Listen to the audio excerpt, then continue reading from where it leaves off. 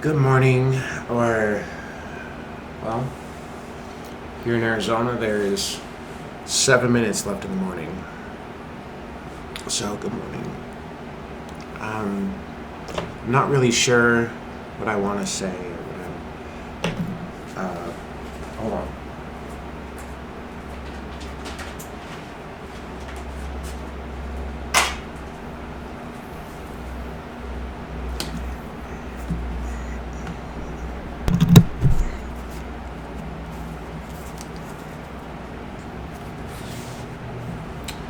The headphones do multiple things. They make me stop playing with my hair, um, and I can hear myself, so it makes me feel more present in the moment. Cuts out outside distractions. Um, so, I don't know exactly the reason, but I feel compelled.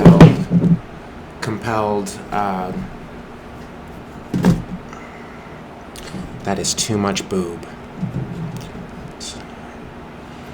I feel compelled to talk a little bit about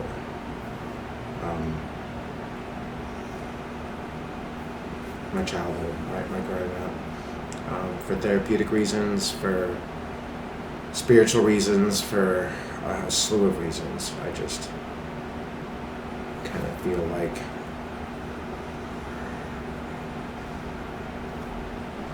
I should discuss some of the finer details that I never really discussed. So I'll just start talking and skim around. So it may be kind of chaotic, it may be controlled, I'm not sure.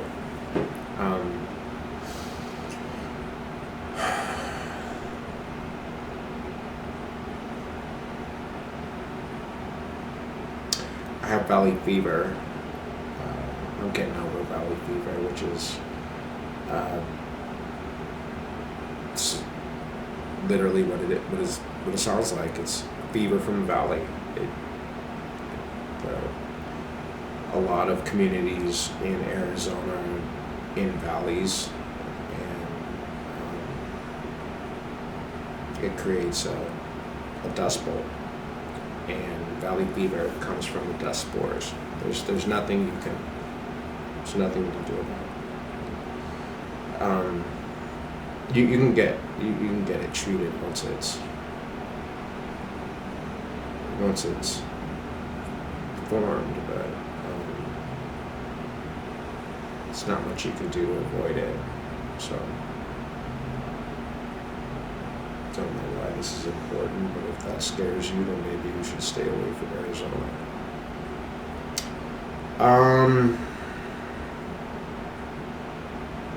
So the first thing I want to touch on is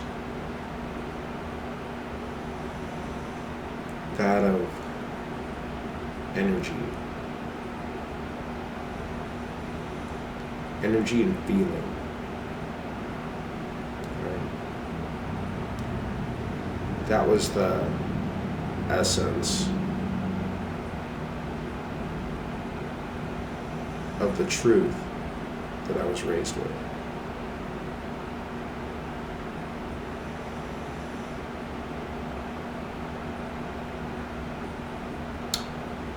Energy, because I literally grew up. It didn't matter the words that were said and from who they came from, right? Whether from my Aunt Marlene or Jack or Colleen or Curly, or it didn't matter. Like I felt the energy of what was being said to me. And so I could see right through intent. At 5 years old, I could just see right through intent. And around that age, around 6, I started to read the energy and realized that I was not safe at home. And this was, I was 6 years old. I realized that the major threat in my life was my mom. And without getting lost in those details, like, because I'm not really feeling like doing that right now. Maybe another time, but just not right now. Without getting lost in those details, just understand that I read the energy, and the energy doesn't lie. Energy doesn't lie. Energy does not lie. It can't. It is the truth. And I'm talking about a like, I know you meet somebody and they put off their own energy, right? But those are channeled, those energies are channeled from a greater source, right? So you've got to know what source you're tapping into when you talk to somebody, right? Like, who and what am I speaking with that's before me? So before you can read its energy, you have to read its essence. Like, actually, the two coincide with each other. They go hand in hand. Like, once you read somebody's energy, just move on to essence after that. Essence.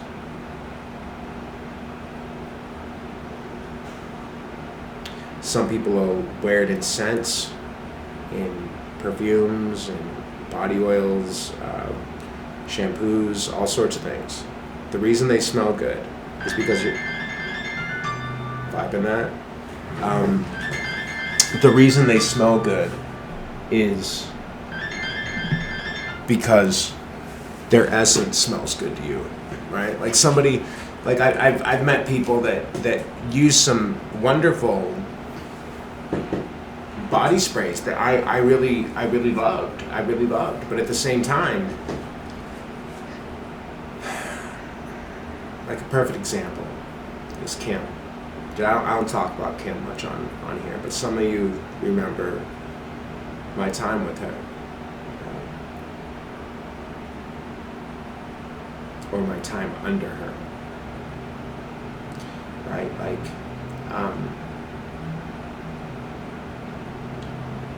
she wore the most stunning perfume. Like, it was called Hello by Victoria's Secret. Absolutely stunning. I love this stuff. Like, I could probably still ground spraying it on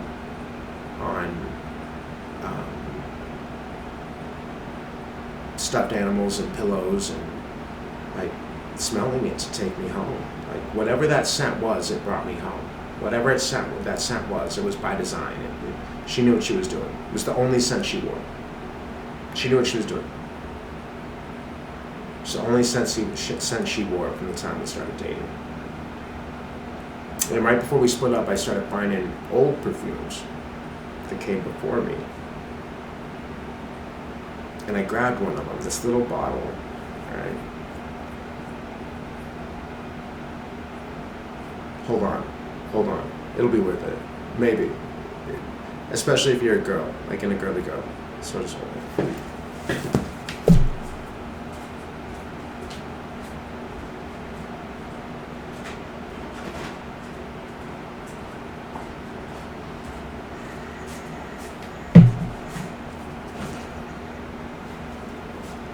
Okay, so this, see how much, I bought this when I moved into Avani, right?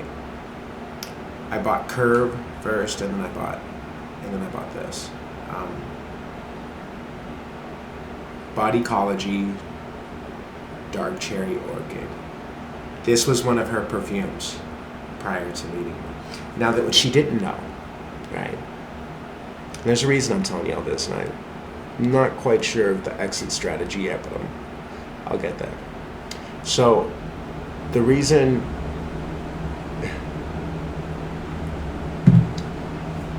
in 2015, January 1st, 2015, I got clean.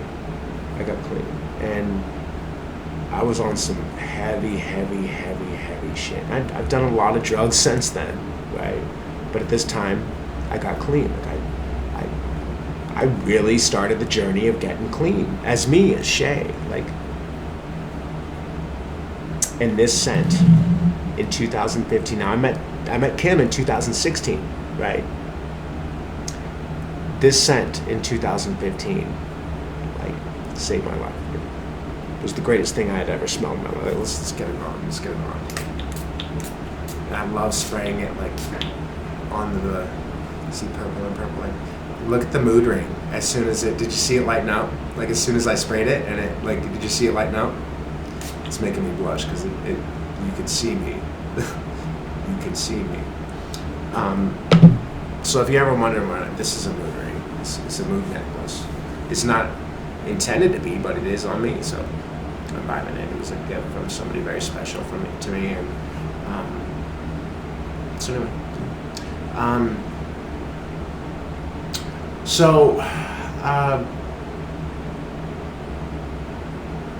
Kim wore that hello, right?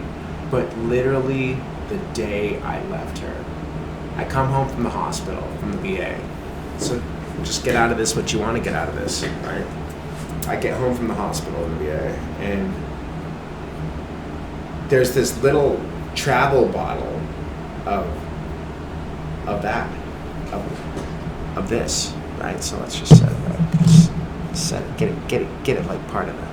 So there's a little travel bottle of that, and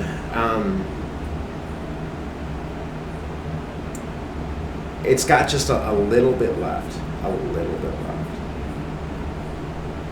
maybe a couple centimeters at the bottom, maybe a couple centimeters, and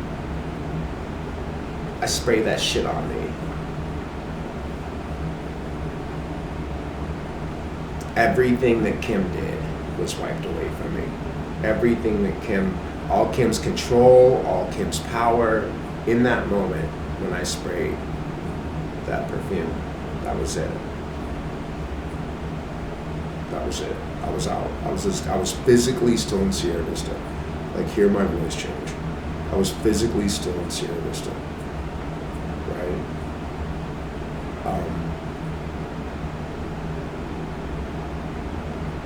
But I knew I was free.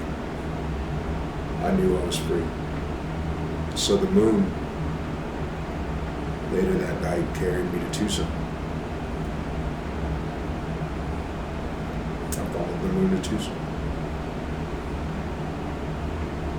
As the sun came in, the moon was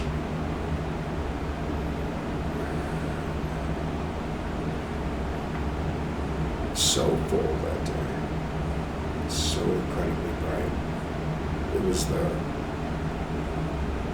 August full moon, 2024. Absolutely motherfucking guiding light coming from the moon that day. And it's funny because I was listening to Tiger Army.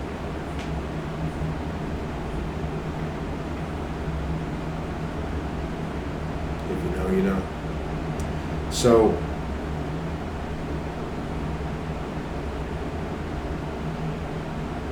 scents became a huge part of my recovery, but they were also a huge part of my story. And that's why I told that story. Here we are back at the full circle. Right? So the thing about Kim and that scent she wore, hello, the scent was what brought me home. She had a horrible essence, a disgusting essence, an absolutely fucking nauseating essence. She is not a good person. She is not a good person.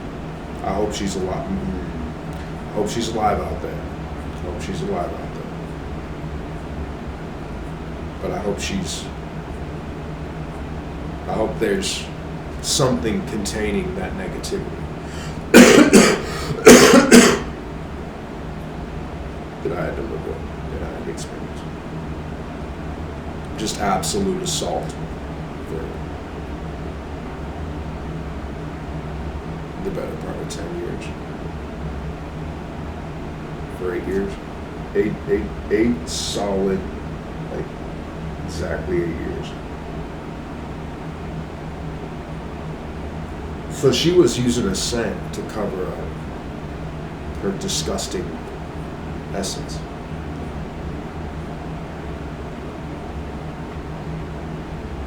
So sometimes you've got to look past the scent.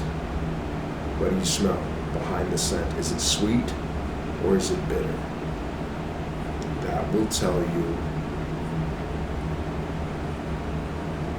just to be clear, I feel like it's pretty obvious, but I just want to be clear. Bitter is not of God. Right? Doesn't matter what God you follow. Doesn't matter. Doesn't matter. It's not of God. It's not of God. The sweet. Follow the sweet. By doing this, we'll create a more apparent boundary of positivity and negativity, dark energy and light energy.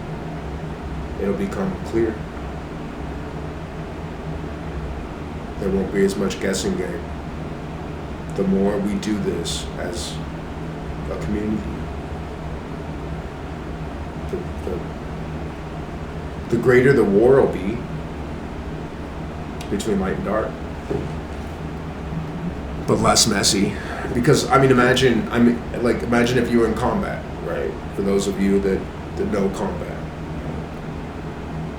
or playing a sport, and the other team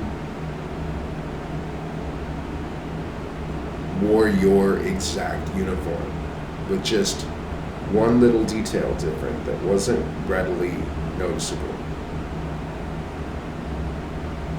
What do you imagine that game would be like? What do you imagine that combat would be like? Fuck, it's a nightmare to put yourself there. Like the chaos, the confusion. That's where I buy. That's where we're at right now. We're all playing that game. We're all playing that game. You are all prophets of your own truth. Live accordingly. That truth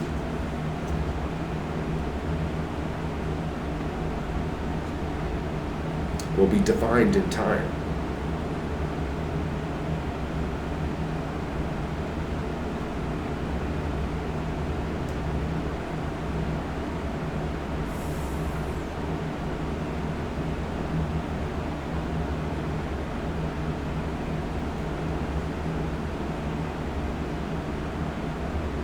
You know, so as a kid, I could just naturally read these things. I obviously didn't understand the spiritual significance of what was happening, but now looking back, it provides me a view on my education that I never really shed to the light of day. So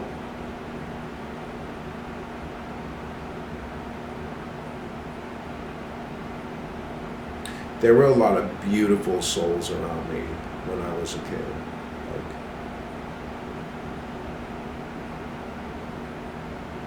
Like my Grandpa Zell. Like, it's weird. I had a grandpa. I'm specifically not using names. I had a grandpa, my natural grandpas, like one that I vibed with, no matter how hard the world tried to keep us apart. Right? And those of you that know.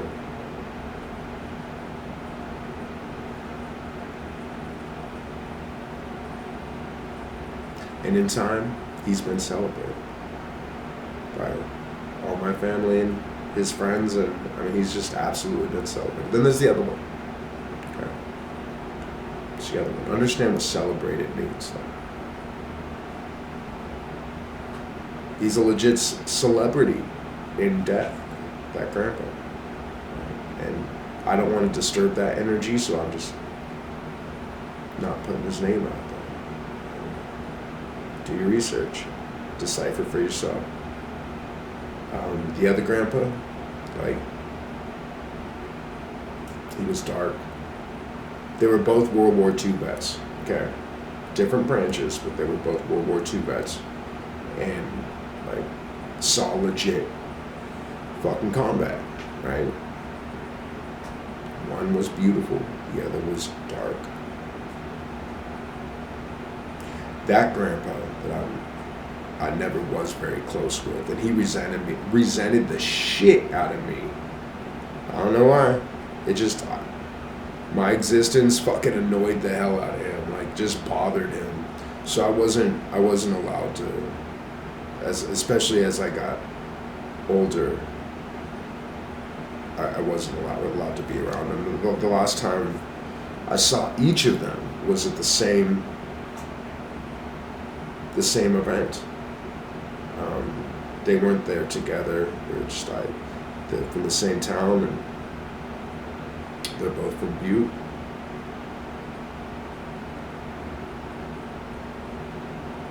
I spent every waking and sleeping moment with one of them,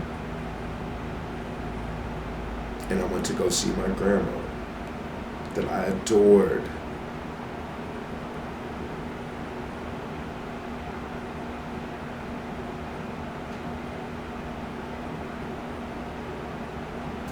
That was the wife of the negative grandpa, the dark grandpa, dark grandpas. He was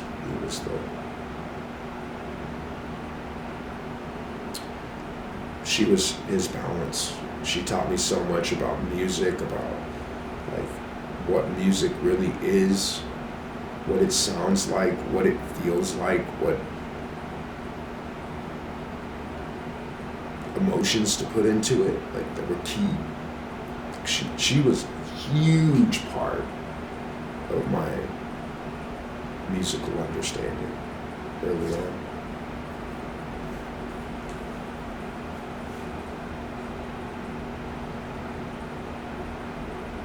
She was quite a bit younger than the dark grandpa.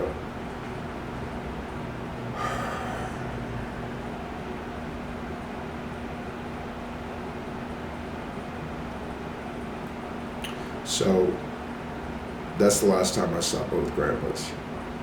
It was in Butte when my dad died, when Curly died.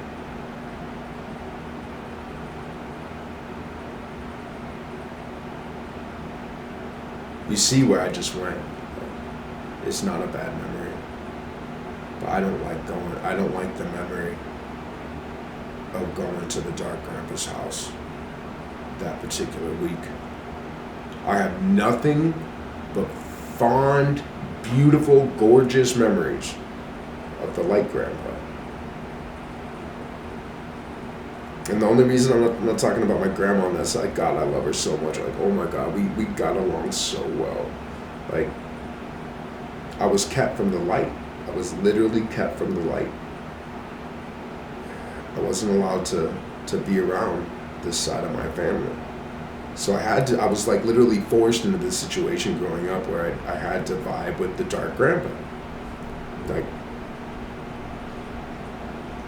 all of us boys do. Right?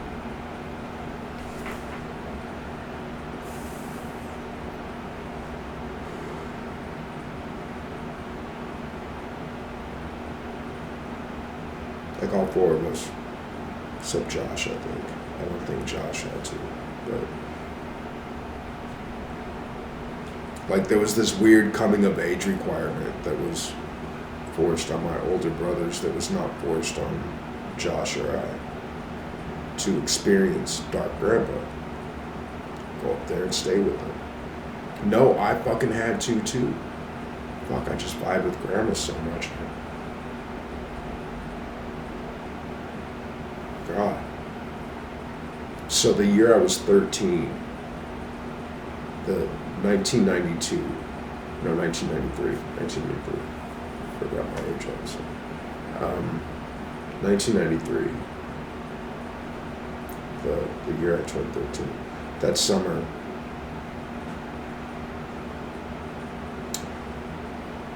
I had moved to Montana from Kansas.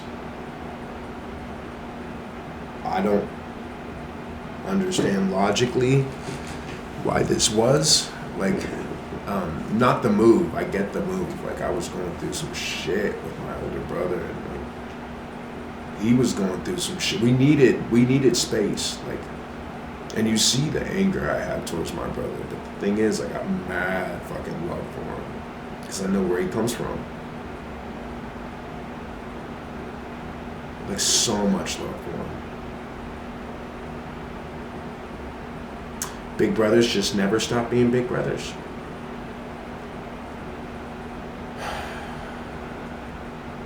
And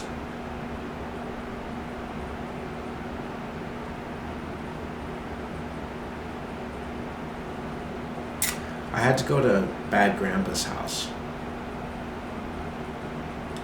when I moved to Montana. For whatever reason, I had to spend 2 weeks in Butte without my dad.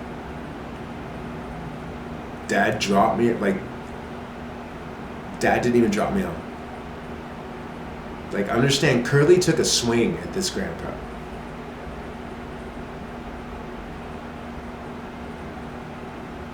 Everybody that he beat deserved it, right? So he took a swing at this grandpa. Never was let to know if he connected, but Curly didn't miss much. He threw his fist like a sniper bullet, like.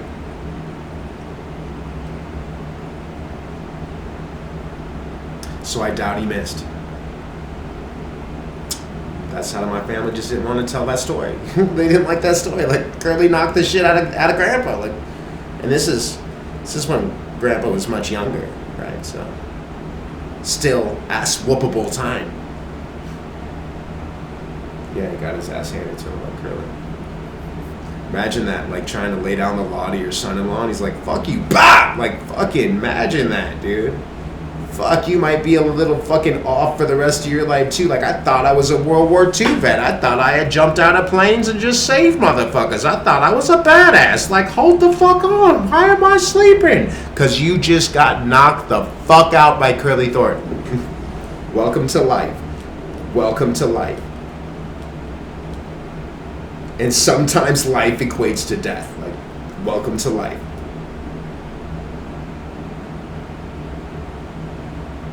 The good grandpa died an honorable death.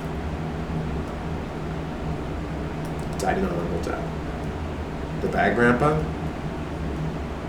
on paper it looks honorable, but those of us that know. I'm not fucking going a centimeter farther with that. We're gonna have to change topic because that's some shit the world's not ready for yet, as a whole.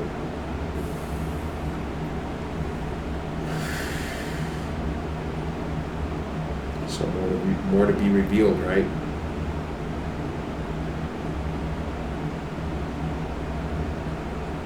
I'm not sure what started this video, and I'm not sure what's ending it, but now I know, at this point, it's time to stop this video. And it's 29:29 right now.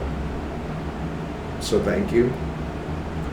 Before I let you go, I'm running out of time, so I want to do this. I didn't know under 30 minutes. So I love you. Take care of yourself. What you're learning watching my channel is changing you. Be kind to yourself. Love yourself. always with grace. Have a good day.